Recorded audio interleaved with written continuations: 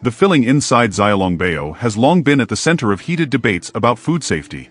With today's advanced food processing techniques and additives, it's hard to tell what's real and what's not. That's why if I haven't seen how the Xiao Long Bao is made, I won't even dare take a bite. But in Taiwan, there's a Xiao Long Bao shop that's been running for 70 years. The owner, relying on a family recipe passed down for generations, has taken authenticity to the highest level. They insist on making each dumpling fresh to order, steaming them on the spot, and never cutting corners. No tricks, no shortcuts. With this kind of hardcore commitment, it's no wonder the shop is wildly popular. Every day at 3 a.m., the owner begins his daily battle. He first brings out fresh pork and cleans it thoroughly. Even this step has its own set of standards. Every bit of membrane and excess fat on the lean meat must be carefully trimmed off. It's a lot of work, but it drastically improves the texture. Then the trimmed lean meat is tossed into a grinder and ground into a paste. When you look closely, you'll see how low the fat content is. It's practically a fitness fanatic's dream protein. Next, chunks of pre-cut pork fat are added and ground twice, until they reach a silky smooth, almost milky consistency. This is the key to making the filling rich but not greasy. After that, freshly beaten eggs are added to the blended meat. The eggs help enhance both the texture and nutritional value, making the filling smoother and more flavorful. Now comes the soul of the recipe, the owner's secret seasoning mix. He pours in his signature sauce made with soy sauce, white pepper, garlic, and other proprietary ingredients. The aroma alone is enough to make your mouth water. Then, the carefully ground pork fat is mixed in, and the proportion here is everything. Too little, and the filling lacks flavor. Too much, and it becomes too oily.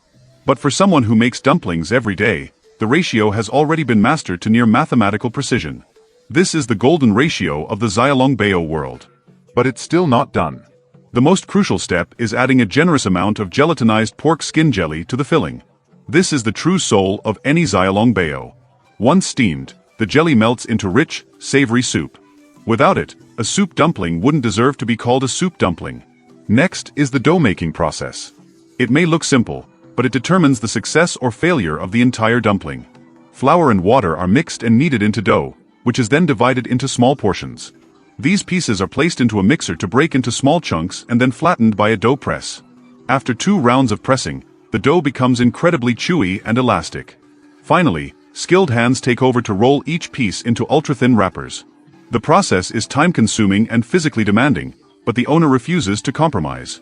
Because only this level of dedication can live up to a 70-year-old reputation. Folding the dumplings is an art of its own. The speed must be fast. The movements must be steady. The filling must be generous.